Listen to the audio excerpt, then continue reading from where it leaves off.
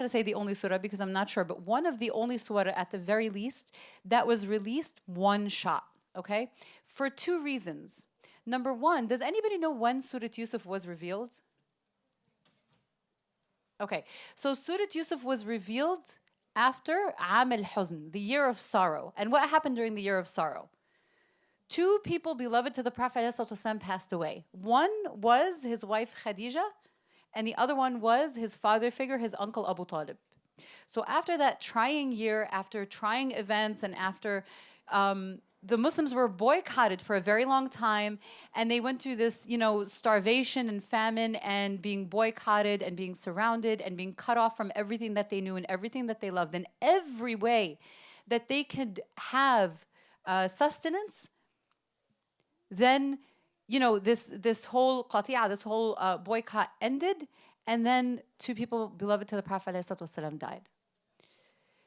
So one reason that the surah was revealed is because it is a surah of hope. It does give hope. If you've read the surah, it does start with, like I said, hardship, and then it goes through these trials, but then it ends with, this beautiful ending, right?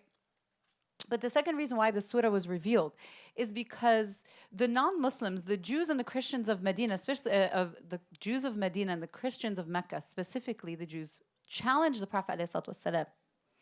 And they said, if you really are the Prophet, prove it. Tell us about, prophets from before that you don't know about or the people don't know about. So this surah was revealed to the Prophet ﷺ one shot, so that when he was asked about it, he could tell the story of this prophet one shot. If it were revealed in verses like other surah were, then he would have to go to these people and say, okay, I know about Yusuf. Okay, what do you know about Yusuf? Okay, well, he was born to Yaqub. Okay, what else? So if it were revealed in pieces, right, then there would be doubt that he was going and asking people and finding out bits and pieces from whatever allies he had from outside of the Muslims, or, people who were not Muslim before who became Muslim and so forth. But the revelation of the surah itself coming down one shot enabled him to prove his prophethood by talking about a prophet that not many people knew about. So it wasn't, for example, Abraham. It wasn't, Sayyidina Ibrahim or Musa or the prophets that are well known, but it was about Yusuf, who is a lesser known prophet at the time. And even if you look at the Quran, Sayyidina Ibrahim is mentioned a lot, and Sayyidina Musa is mentioned the most out of all the prophets, correct? But Sayyidina Yusuf is mentioned in one surah and one surah only. So this is how the Prophet ﷺ helped prove his prophethood. But what's so beautiful about Surah Yusuf is that Allah subhanahu wa ta'ala calls it أحسن القصص, the best of stories, right? He tells the Prophet ﷺ, نحن نقص عليك أحسن القصص بما أوحينا إليك هذا القرآن. That this is the best of stories. Why is this the best of stories, right? So that's what's important. But before we move on to that, let's talk about Yusuf himself. So there's a big difference. Does anybody mind if I roam around a little bit? Okay, I don't know how to sit still. Sorry. Okay, so let's move this a little bit. Let's move this a little bit. Okay, there we go. So the surah, we have to distinguish between the surah Yusuf itself, and the Prophet Yusuf himself. And there is a reason for that. The surah itself, even though it's about this one prophet, it's about the story of this one prophet, it has so many concepts. And when you look at Surah Yusuf, you can find different angles that can address different aspects of life. So the surah you could talk about for hours and hours and months. And, in doing my research about the surah, I was told that a scholar friend of ours actually did his PhD dissertation on this surah. So you can imagine how deep this surah goes. And there's so many other things in Islam that you could do a PhD dissertation on. But it was this surah that this brother chose because it is such a deep and profound surah. But now you go into the person of Yusuf himself. So who was Yusuf? Well, to begin with, he was a child. Yusuf was a child, right? And in our terms now, if Yusuf lived in this day and age, Yusuf would be the poster child for victim. He would literally be the example that we give for a victim, right? Victimized on so many levels. So number one, he was a child. Number one, he was a child, right? So when he was, well, we'll get to that inshallah. So number one, he was a child. And number two, he was abandoned by his siblings, right? Not only abandoned, but what happened to Yusuf? Well, Yusuf was the son of a prophet, Yaqub, from a lineage of prophets. He was a good-looking kid, grew up into a good-looking man. We all know this aspect. Sisters still blush when we talk about saying Yusuf. All the sisters here are smiling. You guys can't see it. Well, I have had so many sisters be like, you know, I just want to be like, you know, on the day of Hashr, I just want to be next to the... Listen, I can't help where I'm next to on the day of Hashr, can I? I don't choose that. But beyond that, you know, but that very thing, that very point is actually going to be what is his quote-unquote downfall. That he was the child of a prophet, that he was a good-looking person, and that he was given knowledge from Allah subhanahu wa ta'ala to see things beyond what normal people see, right? So he was getting all this attention from his father. And then his brothers get jealous, like siblings do. Siblings get jealous because sometimes parents have preferences, even if they don't mean it, right? But in this case, Yaqub was being protective of his son. Not preferential, but protective. So his brothers, what do they say? They say, you know, our father is very protective and preferential of Yusuf and his brother, so you know what? Let's kill him. Can you imagine, like, anybody who has siblings, so especially if you're the middle child. Who's the middle child here? So if you're the middle child, hopefully you guys don't deal with this, but you know, middle children know this, right? Like a lot of times, like you feel like you're like the, you know, ignored child or whatever, but you know, you never think, oh, I'm gonna kill my older brother, my older sister, or I'm gonna kill the baby. The baby is like getting all the attention. No matter how old the baby gets, they get all the attention.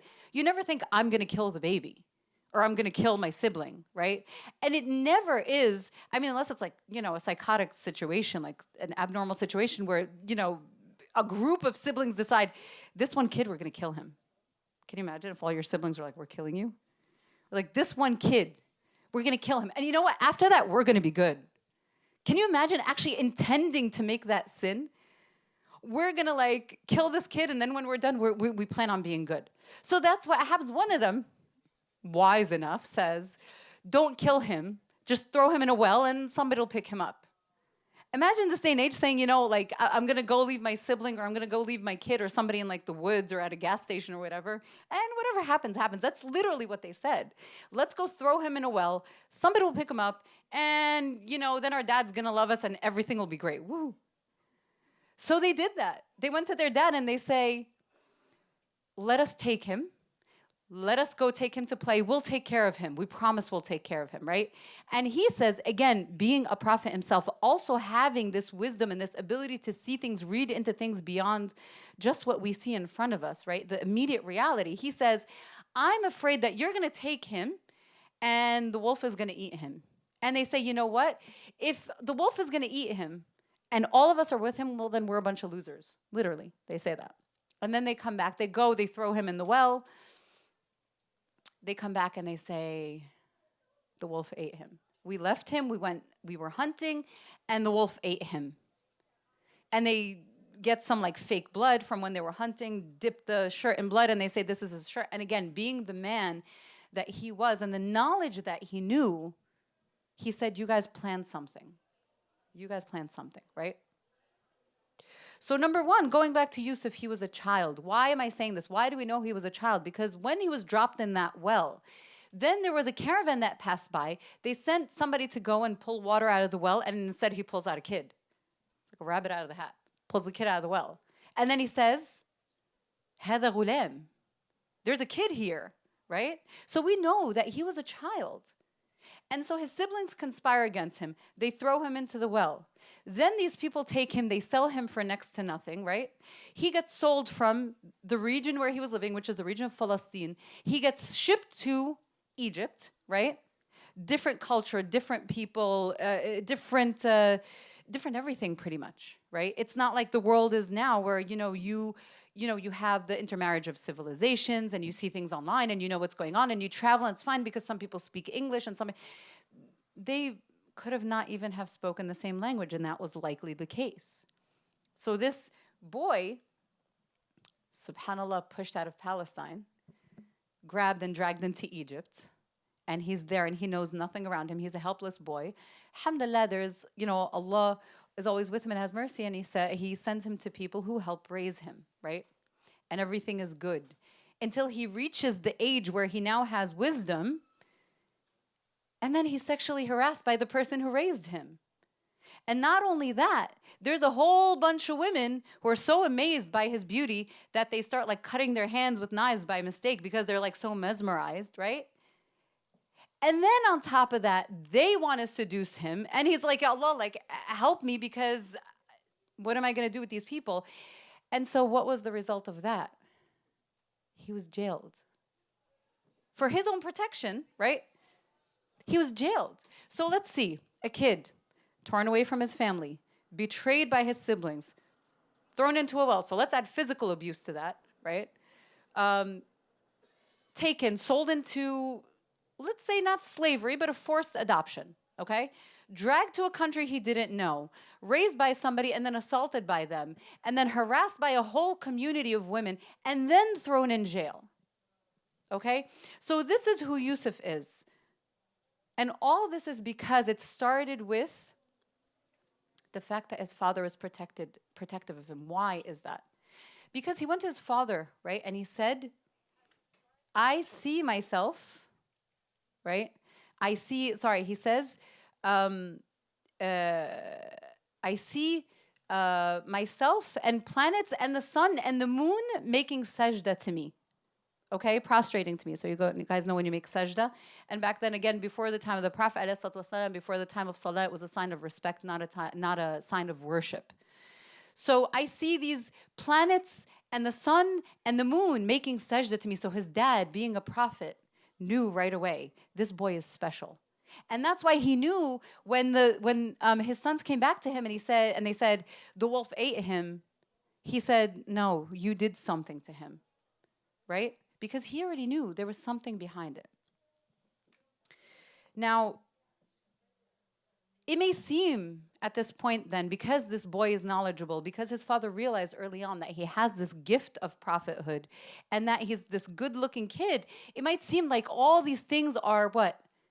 That they're a test rather than a blessing. Like if this kid were born in a normal family to a normal father who didn't recognize this blessing, or the kid had like average looks or a little bit, slightly better than average looks, he would have been home with his family, with his siblings, with his mom, just living his life, right? But these things are supposed to be a blessing. Good looks are a blessing, right? It's a rizq. So when a person is born, right, they are born with a certain amount of blessings, the rizq that was written to them. What their life is going to be like, who they're going to be around, what possessions they're going to have, what money they're going to have, and their looks, their health, their wealth, all of that is part of their rizq. So can you imagine your own rizq, your own bounty, your own blessings that Allah wrote for you be your downfall? But how is that your fault? That's not your fault. It was something that was deemed for you. Allah determined it for you. Now we know who Yusuf is as a person. So what happens? Yusuf goes into prison. And what happens to Yusuf? He sees these two people and they start telling him, one of them says, I dream that, I'm making wine, and the other one says, I dreamt that I have a plate of bread on top of my head and the birds are eating from it. And then they say, can you tell us what this means? You seem like a good person, right? And so he explains it to them. He says, one of you is going to go to his master. Again, wine is a sign of like richness, right? Like somebody's rich, wealthy. So you're going to go to your master. You're going to get out of here and you're going to go to your master. And the other one, he says, you're going to be crucified and the birds are going to be eating from your head. And this is what that means. And then he told the guy who was leaving, he said, listen, remember me when you go, because he realized that he would be going to a powerful master. Again, this whole concept of like asr al-khamr is like, it's a sign of wealth. So he says, when you go to this powerful, rich person, remember me. And shaitan made him forget him. So he stayed in jail for a few more years until who had a dream? Who? The king had a dream. Thank you. The king himself had a dream. So you see this escalating, right? First, Yusuf himself has the dreams, and then the people in jail have the dreams, and then the king has the dream. So every dream he has is pushing him from state to state. right? It's pushing him further, a little bit further, a little bit further. And the king says, you know, I see 7 fat cows eating 7 thin ones, and 7 grains and 7 green grains and 7 dry grains. What does this mean? And the people around him are like, these are dreams. We don't know how to interpret dreams. So then the person who was with him, who he told him, you will go to a rich, powerful master and you'll be like, you know, you'll be making the wine. It turns out this person ended up working for the king. So he says, wait. I remember there's somebody who could do this. There's somebody who could tell us what this means. Send me to him and I'll find out. And he goes to him and he asks him, what does this mean? And he says, listen, you're going to spend 7 years, and these 7 years are going to be rough, and then 7 years are going to be 7 years are going to be good planting. So save whatever you plant, and then 7 years are going to be rough. So you're going to use whatever you saved from before, and then on the year after that, so the 15th year, everything is going to be good again, and people are going to be in a good status. Like they're going to be good. Like everything is going to be good again. Everything is going to go back to normal. So then he goes back and he tells the king. The king says, bring him to me. So he goes back to me. He says, the king wants to see you. What does he say? What would anybody say after spending that much time in jail? You're falsely imprisoned. All these things happen to you. So trauma is your life at this point, right? What do you say? Something comes to get you out of jail. You know what? This is your get out of jail free card. What do you say? What would you guys say? Seriously. Would you say, no, I'm good. I just need a nap? You're going to get out of there as fast as you can, right? What did he tell?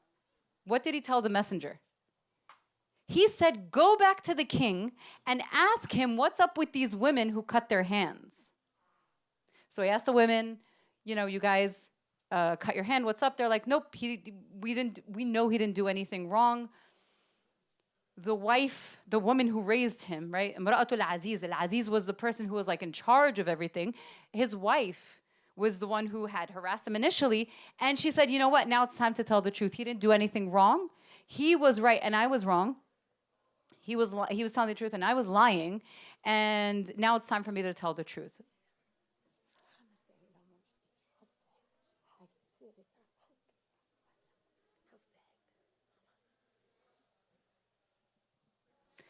So after that, what happened was they asked the woman. The woman says, the wife of the Aziz says, you know, he didn't do anything. And I'm not saying that I was right, but I have to tell the truth at this point. It's time for me to tell the truth, right?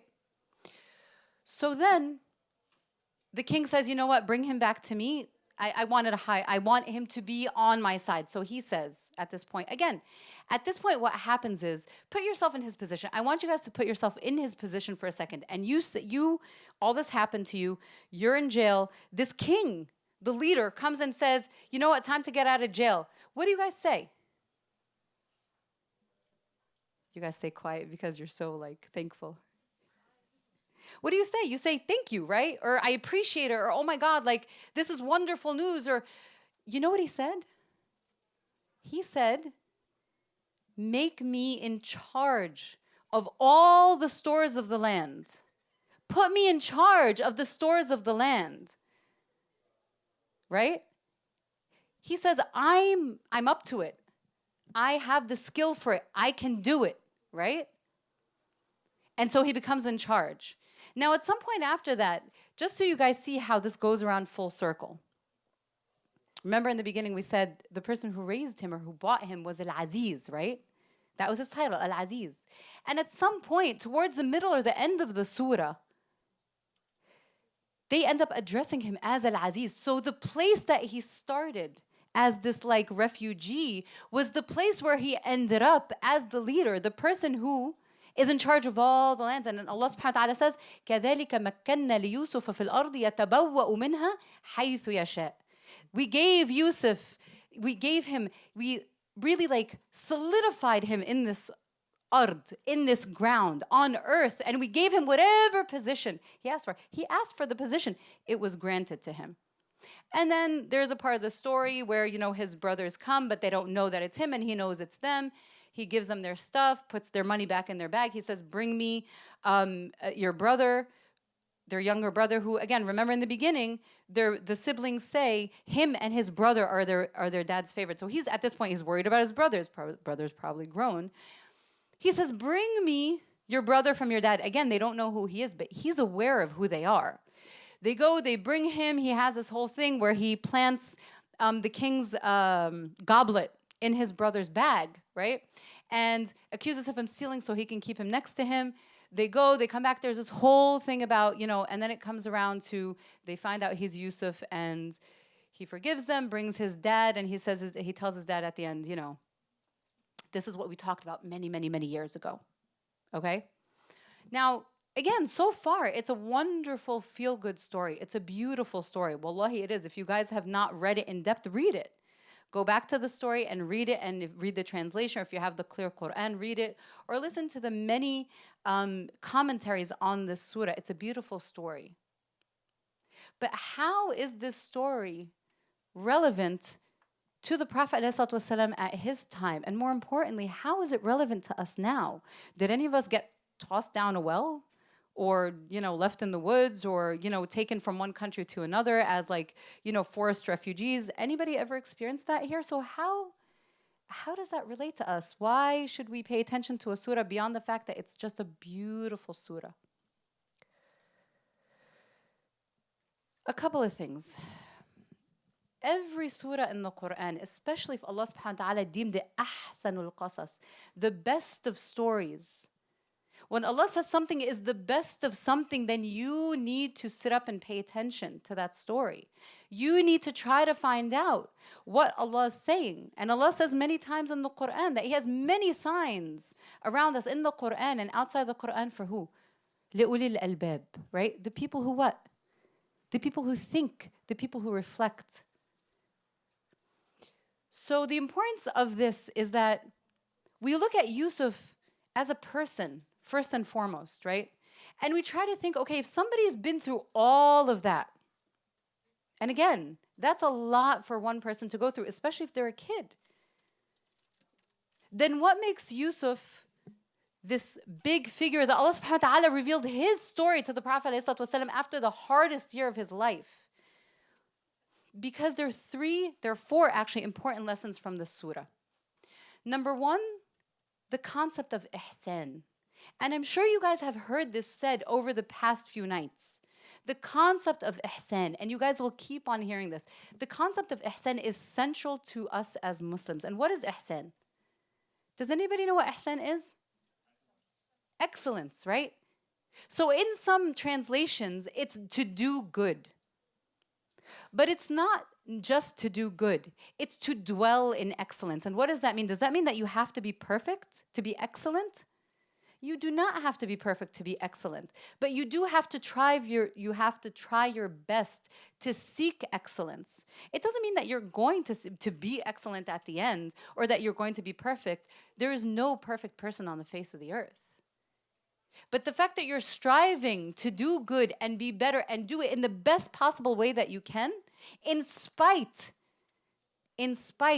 of all that challenges you and everything that stands in your way and all the bad mouthing that you hear and all the Islamophobia that we have right now and all of the discrimination that we hear about and the frustration that we have in dealing with situations, especially now in light of what's going on in Gaza.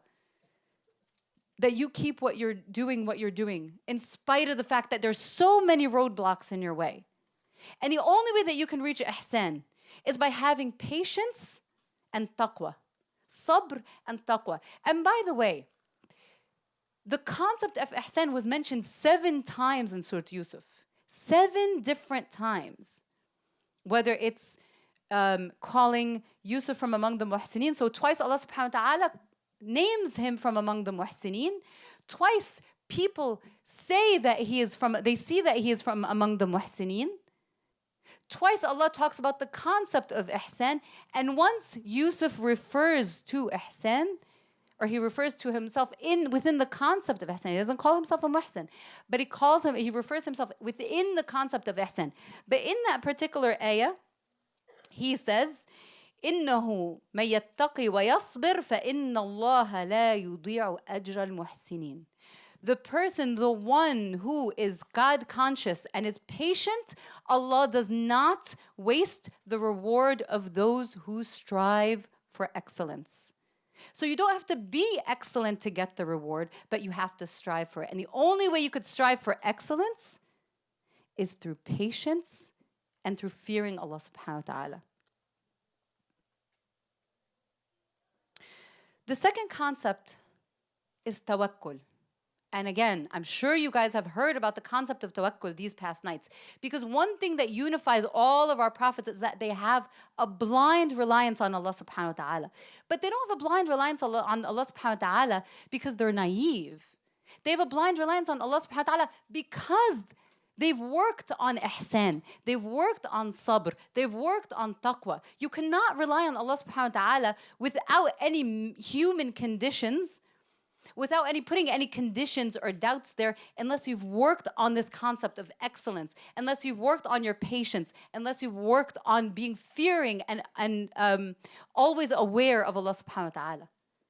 You cannot rely on something that you don't trust, and you cannot rely on someone that you don't trust.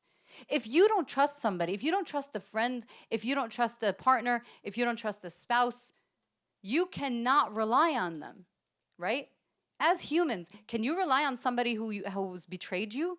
Can you rely on somebody who's hurt you? Can you rely on somebody who makes promises and comes back from their promises?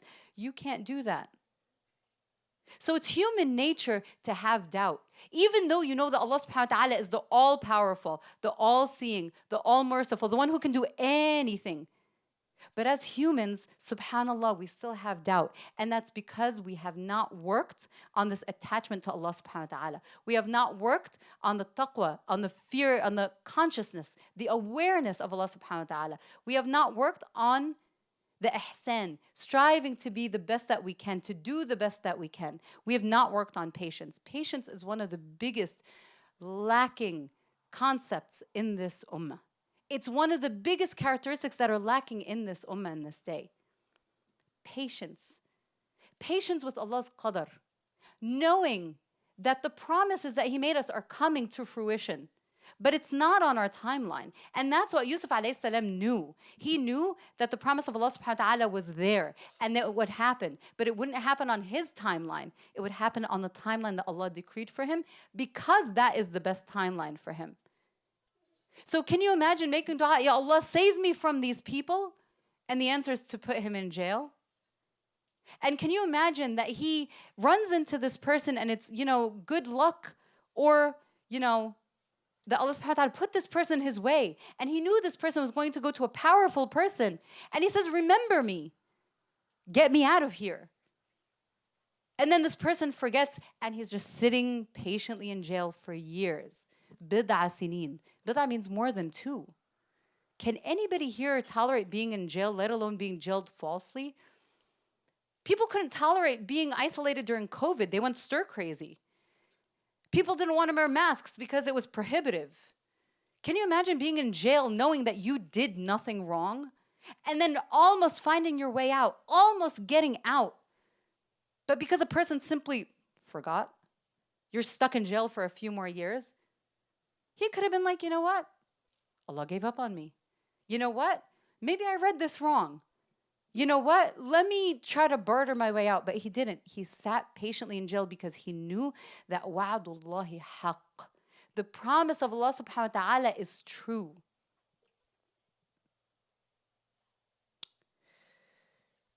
The third concept is persistence. So you have, what was the first one? Yo, these people need coffee. You people, do they not give you guys like caffeine here? I see it in like the reels and stuff. There's no coffee here? They need caffeine, man. Oh. So the first one was what? Ihsan, right? And the second one was what? Tawakkul. But the third one is persistence, not patience, persistence. So the first two, right, are passive qualities. They're passive qualities, right? In the sense that you have to work on them, and you can work on them while you're sitting like this. I can sit like this and learn to be patient. and I can get bored and annoyed and, but I can kind of control myself and learn patience. And the Prophet ﷺ says you learn patience by being patient, right?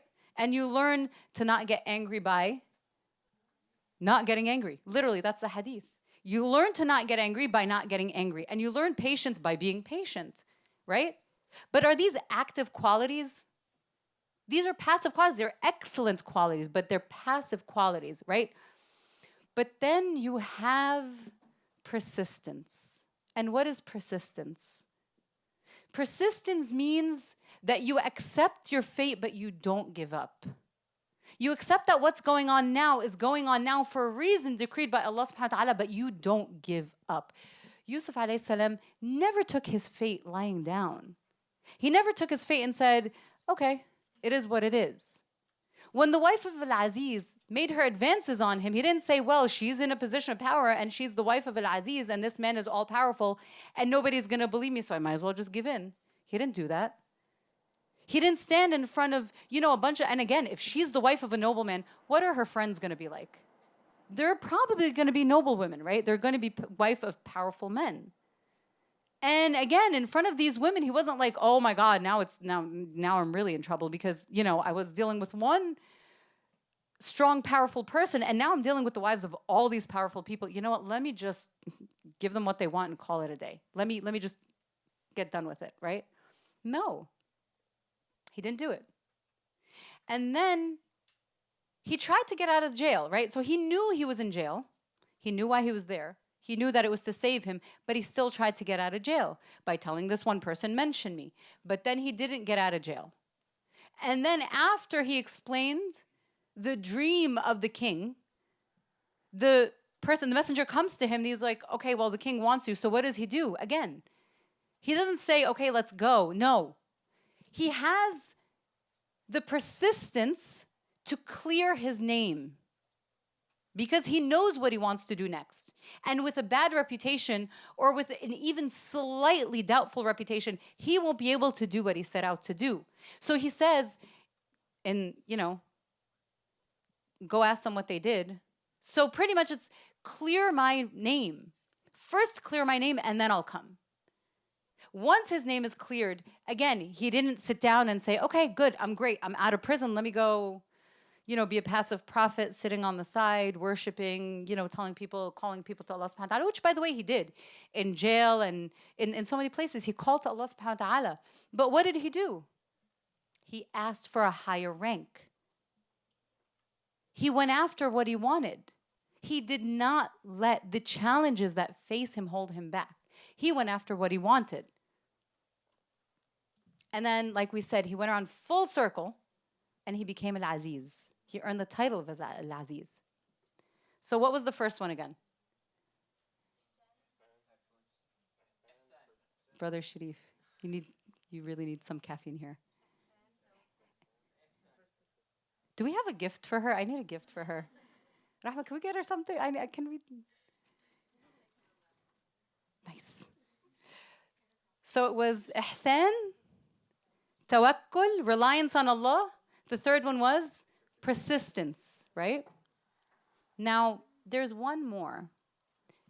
And this one might be a controversial one, guys, but hear me out. The fourth one is al-afu, forgiveness. But the concept of forgiveness is not to just let things go. It's not to, turn the other cheek. It's not to say, you oppressed me, so now we're good. It's to have the ability to be in a position of power, to be in a position to gain revenge, to be in a position to get back at somebody. You're now higher than them. And then to forgive them instead. That's what al-afu is. Allah subhanahu wa ta'ala says at the end of the surah, actually went over that. Sorry about that. Actually, let me go back a second. So I learned something really interesting recently. Who's watching the Omar Suleiman series, the Why Me series? Oh, you guys really need to watch that series. It's a really good series. So I'll actually pinpoint the episode because I was watching it and I this realization hit me. In episode number 14, he's talking about a verse that was revealed to the Prophet ﷺ. And the Prophet ﷺ tells Jibreel, what's the meaning of this verse? And so he says, I don't know until I ask my Lord. So he goes, he asks Allah subhanahu wa ta'ala, and he comes back and he says, you know, a series of things. You guys can go watch the episode, inshallah, because I don't want to quote something from Jibreel incorrectly. But what was interesting about it was, after the Prophet ﷺ died, and Ali ibn Abi Talib got the Prophet ﷺ's sword. On that sword, he found something engraved. And it says, أعفو عن من ظلمك وصل من قطعك وأحسن إلى من أساء إليك وقل الحق ولو على نفسك. And those are the words, more or less, that Jibreel said to the Prophet ﷺ, which means forgive the person who oppressed you and connect with that who's cut you off, and be good to somebody who is bad to you, and tell the truth even if it's going to hurt you, even if you're saying something about yourself. Why is this relevant? What was the reality that hit me in that moment? That subhanAllah, all of these, even though the verse that Umar Sulaiman was referring to was not in Surah Yusuf, but these four things are the life of Sayyidina Yusuf. These are the four things that make him a muhsin. These are the four things that make him a muttaqi. These are the four things that make him a sabir, right? That when he got to the point where he was this powerful person, his brothers were in front of him. And by the way, by the time they got to him, they were poor.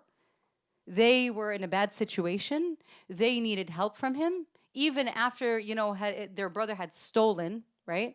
They still came back and they're like, we see you're from among the muhsinin, help us. We're bad. We're in a bad situation. Our father and our family are in a bad situation. Help us out. And he had the chance to say, go perish. You did this to yourselves. Or I have nothing to do with you. I don't even know you. But at that moment, he chose to say, do you know what you did to Yusuf and his brother? And they said to him, oh my God, you're Yusuf. And he said, yes, I'm Yusuf and this is my brother. So this whole time, the brother wasn't in jail. He had just taken care of him because he wanted to protect him. And at that moment, what does he say to them? What does he say to them? He doesn't say, you guys threw me down the well. You guys deserve what's happening to you. Bring me my father and you go away, perish with your families. I have nothing to do with you. I'm living my best life right now. That's not what he says. You know what he says to them? He says, go back and bring me my parents and bring me your family so that they can live in this very pleasant, very rich, very well-to-do, well-off situation. So he had the chance when he was in a position of power to get back at the people who started his saga in the first place, who started this trauma in the first place, and he didn't do it. He didn't take it.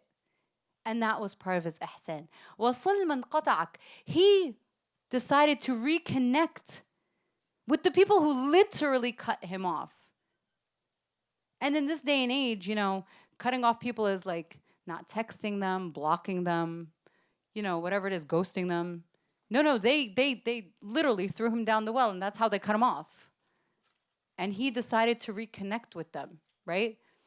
أحسن إلى من أساء إليك. Whether it's the wife of Al-Aziz or the women who sent him to jail or the guy who forgot about him in jail, or again, his brothers who tossed him in the well. He decided to be good to them because we have no recollection or no mention of the fact that he got back at any of these people. And again, if you go down from being this immigrant kid and all of a sudden you're the president, I mean, there's going to be a lot of stuff that you're going to want to do, and it's not going to be nice. Because chances are, if you were this immigrant kid, this oppressed kid, this nobody kid, this kid who doesn't come from any particular family, this kid who's trying to do good, this goody two-shoes kid, chances are there are a lot of people along the way who have hurt you in one way or another. And if you're in a position of strength or power, at that point, you're going to want to do something to get them back. You're going to want your just dues. Because not a lot of people have that tawakkul that Allah subhanahu wa ta'ala will get their rights for them. And then وَقُلِ الْحَقُّ وَعَلَوْ عَلَى نَفْسِكَ. Always be truthful, even if it means that you're implicating yourself. Now, all of this is great. But of course, especially in these last 10 nights, we have Gaza on our minds, right? Every night we're talking about Gaza, and every night we're making dua for the people of Gaza. So how does Yusuf relate to the people of Gaza? More importantly, how does Yusuf relate to us now looking at the people of Gaza? Because you have to know that the victory of Allah subhanahu wa ta'ala has conditions. The victory of Allah subhanahu wa ta'ala has conditions. The victory of Allah subhanahu wa ta'ala is not just when we say, Ya Allah, and we hope for the best. The victory of Allah subhanahu wa ta'ala is not just fasting and thinking that we did everything, or putting a few bucks in IR's box and saying, yay, we donated to Gaza, or even going down to a protest once in a while. And that's all this, by the way, is commendable. I am not saying it's not commendable. It is commendable. But in these 10 nights, what are you doing to fulfill the conditions that Allah subhanahu wa ta'ala has put for you for victory?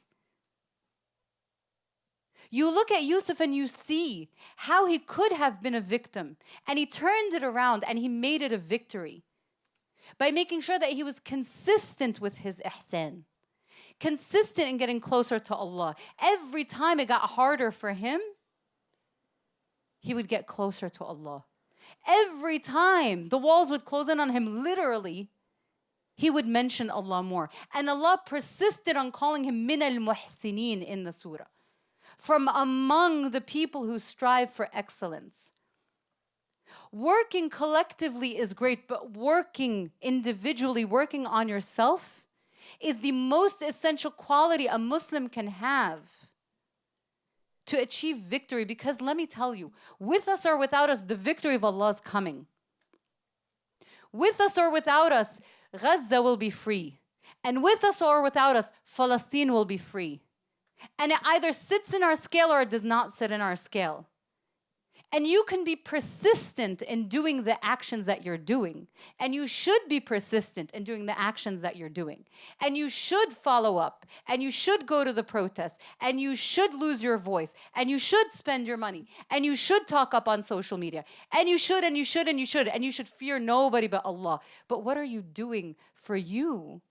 Have we forgotten the basic concept of إِنَّ اللَّهَ لَا يُغَيِّرُ بِقَوْمٍ حَتَّى يُغَيِّرُ مَا بِأَنفُسِهِمْ? What are you doing? What am I doing to change what's inside me? Have I really put myself in the state of delusion so much that I think that going to a protest is going to magically change what's going on there? The people who are making the change, by the way, the people who are affecting the change, the people who are causing the change, this whole shift, are the people who have been working on changing themselves. The people who know that no matter how hard it gets, that they can turn to Allah at the end of the day. The people who know no matter how much their heart is broken, that they can put their heads on the prayer mats at night and say, Ya Allah, give me strength. Ya Allah, give me sincerity. Ya Allah, give me patience. Ya Allah, help me. Ya Allah, make me from among the muhsinin. Ya Allah, make me from those who are patient to really carry this through. And it's not just these things. And I'm sure, again, you've heard the concepts of ihsan and sabr and tawakkul. How many times have you guys heard them in these few nights? What has it been, 6 nights so far? How many times have you heard these 3 concepts said over and over again when you mention why prophets were successful and why they're victorious versus victims? But there are other things in the lessons of Sayyidina Yusuf that are essential, that are Allah's sunan in this land for victory. And among those are the things that we just mentioned. Forgiveness, al-afu, that you don't hold daghina, that you don't hold hate, that you don't hold revenge, that you don't hold negativity in your heart. Allah subhanahu wa ta'ala is al-haq, al-adl. Seek justice, seek righteousness. But Allah subhanahu wa ta'ala, huwa al-muntaqim. He is the one who can seek revenge. We don't seek revenge. Because if we seek revenge, if our goal is revenge, if our goal is to just get back at people, no matter how oppressive they are, That's going to consume us. And Yusuf did not let that consume him. If you let negativity and hatred and darkness consume your heart, that's all you will see. And that will be your intention, and that's what you will achieve. إِنَّمَا الْأَعْمَالُ بِالنِّيَّاتِ. Your actions are by your intentions. And if your intention is, I'm just going there because I hate these people and I hate, what's going on. You can hate what's going on. But at the end of the day, we stand up for the people of Gaza because these are our brothers and sisters. We stand up for the people of Gaza because it is the basic Islamic concept of standing against oppressors. It is the whole concept of our deen to stand with what's right against what's wrong. That's why. We stand with the people of Gaza because we want Allah's reward and we fear His punishment if we're passive. Not because we hate, but because we love Allah subhanahu wa ta'ala. Because we want to share in some of the reward because that victory is coming. That victory is coming. And it scares them so much to know that no matter what they do, no matter how much they pay, no matter how much they do propaganda or pay off, buy ads or buy politicians or buy people and get them to go to their protests, no matter how many millions or billions or, the money of Qarun they can put in. And they know that the victory of Allah is coming. They know that the victory of Allah is coming, and that scares them. Where are we in terms of all of this? Where are we? Where are you going to be when this victory comes? Are we going to be strong enough in changing ourselves? Are we going to be strong enough in knowing what the sunan of Allah are for victory, what His conditions for victory are, and trying to meet them as individuals? So that we can change our ummah, so that we can realize that victory. Are we going to do this? Or are we just going to pat ourselves on the back that I'm wearing a kufi and you're wearing a kufi and I'm wearing a Palestine bracelet and yay, good for me. That's not what it's about. Outward signs are wonderful. Because we live in a society where, alhamdulillah, we can still show these signs, unlike other societies where you would think you'd be able to. Muslim communities, Muslim societies where you cannot. So a show of solidarity is wonderful, and it shows our brothers and our sisters that we're with them. But that's not enough. And my dear brothers and sisters, I don't want you to delude yourself into thinking that's enough. It will never be enough. Learn the conditions to Allah's victory. Learn when Allah says, this is the best story for you to learn from. Ahsan al-qasas. Don't sit and say, what a pretty story. What a beautiful story. What an uplifting story. Yes, it is. But that's not the only thing that you take from there. When Allah tells you to sit up and pay attention, sit up and pay attention. And when Allah says in any verse, not just in this surah, these are the signs for people who think, stop and think. Be among the people who reflect. Be among the people who ponder. Be among the people who do tadabbur. Think, why is Allah saying this to me? Because if you don't stop at those verses, I hate to tell you, but you're not among the people that Allah was referring to. When in the Quran you read, Ya ayyuhalladina amanu, and that doesn't relate to you, you're in trouble. You need to stop and think. When you don't recognize that Allah's talking to you as a mu'min, that's time for you to stop and think. And when Allah says these are signs for you to reflect, and you don't reflect, you need to really hold yourself accountable at that point. And when Allah says this is the best of stories, you need to stop and say, Ya Allah, why? Why was this the best of stories? Was it just to take away the grief of the Prophet ﷺ? It did that. And by the way, there is a benefit to Surah Yusuf. That if you read Surah Yusuf in a time of grief or in a time of need, and you read it consistently, you will get out of your grief. You will get out of your huzn. You will get out of your sorrowful situation. That's part of the reason why it was relieved. Are we a grieved nation right now? Are we not a grieved nation right now? Are we not a grieved ummah right now? Is the ummah of Muhammad not grieving? Because if you are not grieving, you are not of this ummah. And if you are grieving, why are you not reading this surah over and over and over again? If you are hurt by what's happening to our brothers and sisters, why are you not going back to the surah and reading it and saying, Ya Allah, give our brothers and sisters freedom like you freed Yusuf. Give them victory like you gave Yusuf victory. Help them become the highest in the land and help them regain power after now they're the weakest in their own land, like you gave Yusuf power. Why are we not doing this?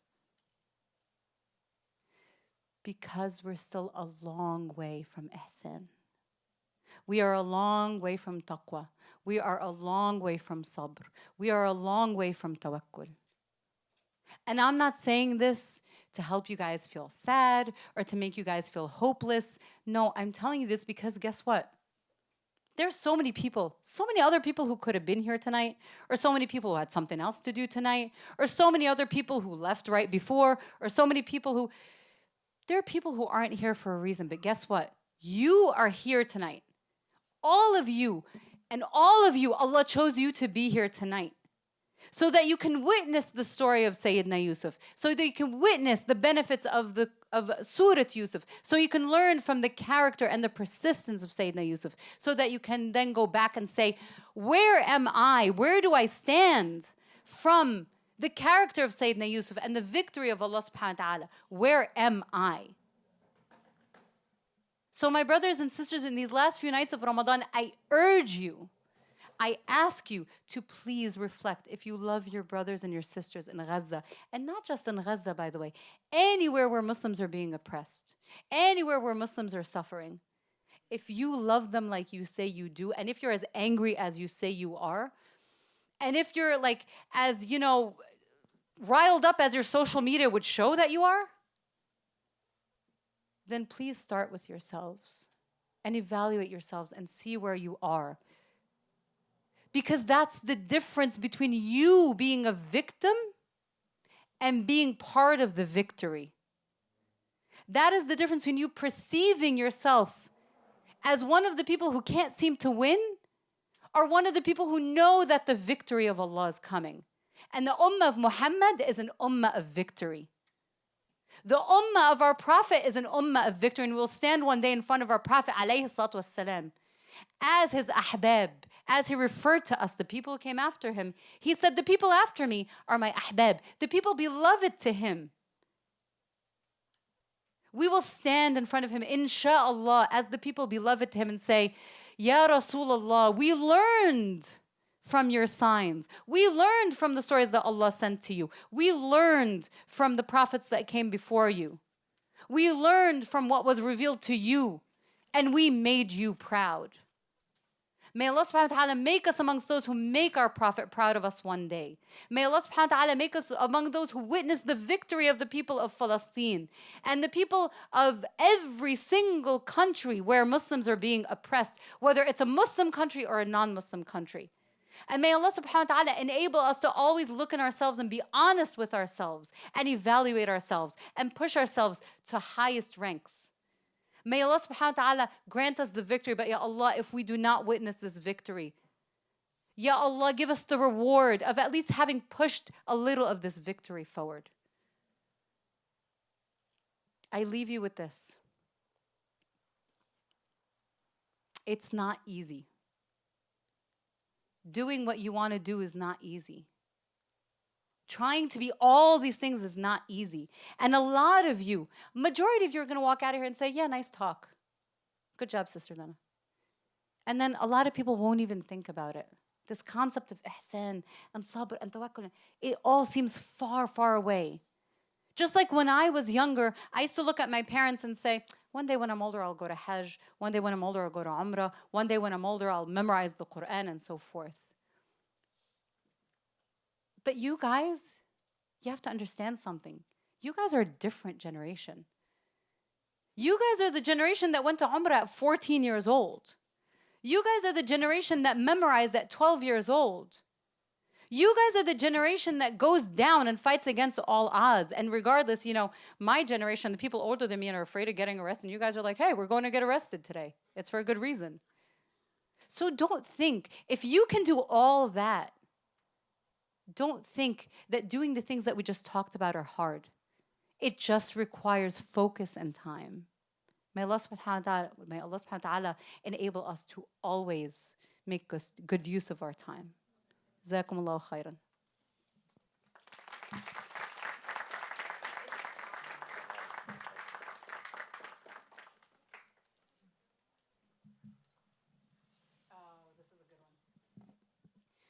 Okay. Can the ability to interpret dreams be acquired through knowledge, or is it exclusive to prophets like Yusuf alayhi salam? I do not know, and you guys have, mashallah, you have Sheikh Abdul Rahman here, so you can ask him if it can be acquired through knowledge. I think it can be, actually, I'm not even going to say. From what I know, the people who can interpret dreams are people who have been given this ability by Allah subhanahu wa ta'ala. Whether you can acquire it by knowledge, I don't know. Obviously, having grown up between here and overseas, you always have people who interpret dreams or books that say this means that and that means that. Or if you sleep after Fajr with wudu on and you dream, then it's a true dream. I'm not certain of these things because, again, my generation is different than your generation. I grew up in more of a cultural Islam, unfortunately, where as I grew up, I had to start parsing between what was factual in our deen and what people just thought growing up was true. So I can't answer this question for you, but I do know for a fact that Allah subhanahu wa ta'ala does give certain people the ability. So for example, Yusuf alayhi salam and Yaqub, his father alayhi salam, also had that ability, right? And there are, I can't think of the word, like people who are like wise people who can or have interpreted dreams. But I don't know for a fact if this was given to them as a gift or a blessing from Allah subhanahu wa ta'ala, or if this was acquired by knowledge. So this is something you can ask Shaykh Abdul Rahman, inshallah. Guys, I don't know. I don't think anybody knows these. Were his brothers from both his mom and dad? I don't know. But I will tell you it is irrelevant to the story. Because if it had been relevant, then Allah subhanahu wa ta'ala would have mentioned it, or the Prophet would have mentioned it. Like, for example, the story of Sayyidina Ibrahim, right? You have two mothers, two sons, and that was relevant to the whole story that came after that. But in this case, I don't think it's relevant, and I don't think anybody really knows the answer to this. Why are they jealous if they're also the sons of a prophet? That's a good question. Because Yusuf alayhi salam, like I said from the beginning, and it's in the beginning of the surah, and I really hope that you guys go back and read it. He goes to his dad and he says, إني رأيت أحد عشر كوكبا والشمس والقمر رأيتهم لي ساجدين. So he says, I saw 11 planets and the sun and the moon prostrating to me, making sajda to me. So at that moment, his dad knew that he was special, right? So let me ask you, let me actually put it like this. I don't know, you guys look really young. Anybody parents here? Yeah, you guys are really young. Yeah, you're a parent. Okay, so usually when you have kids, you tend to look for this. Actually, as kids, you might know this. When you're kids, or when you're a parent and you have kids, you tend to look for the skills in your kids so you can grow them. And if you see that your child has a particular talent, you focus in on that talent. So I don't know how many of you guys over here, even the girls, play a particular sport and you went to play it in college and like you're really good at it, right? And usually the parent, when they see something like that, they want to grow it. They'll put a lot of money into it, to put you into travel leagues and make sure they're at your games and try to raise the money. Same thing, we have, mashallah, some youth in New Jersey who, started off with like this like very simple robotics team, and they won local and then they won state, and now they're going on to nationals. So of course the parents are now trying to raise the money to make sure that they send their kids, because there is a talent there. Because they literally, I mean, I don't know if anybody's into robotics, but they literally just started and mashallah, they won state. So there's some good, talent there. So usually when you see a talent in your kid, you want to grow, and inadvertently, unfortunately, sometimes you end up focusing on that kid more. So likely that's what happened. It's not that Yaqub loved his other sons less. It's that this one son had a talent that he recognized. It wasn't a talent, it was nubuwwah. It was prophethood, right? So when he recognized prophethood in him, he realized that as a prophet, he had the responsibility to grow this nubuwwah, to raise him, to teach him concepts like the concept of tawakkul, for example. And by the way, you'll see this if you go through the surah. Yaqub, all through the Quran, you could see it in parallel with Yusuf. He also had this incredible concept of tawakkul, this incredible reliance on Allah, because he knew that something good was going to happen at the end, no matter how hard it got. And the siblings just got jealous. Oh, come on. What is the major take-home lesson of the story of Yusuf? I'm going to give you guys the microphone to answer this. The major takeaway lesson of the story of Sayyidina Yusuf is that no matter how hard it gets, if you stick with Allah, that's the best way I could say. If you stick with Allah and if you rely on Allah and keep Allah, if you're conscious of Allah, Allah will help you through it. And not just that, that Allah will raise your ranks, not just in this world or not just in the hereafter. We're always like, oh, Allah will raise your ranks in Jannah. Well, we're humans. And especially, this day and age, instant gratification, right? We want it and we want it now. I want it, I Uber Eats it. I want it, I Instacart it. I want it, I go look for it. It's at my fingertips, right? So that's the concept of, that if you go through hardships, no matter how hard it is, if you stick with Allah subhanahu wa ta'ala, and you know that He has a timeline for you, then your ranks will be raised not only in Jannah, which is the goal, right? Victory is never the goal, but what's the goal? Jannah, right? The ultimate victory is what? Paradise. The ultimate victory is paradise. And that's beautiful, but paradise is not, it's not a concrete concept to us, right? It's not something I could touch. It's not something I can drink.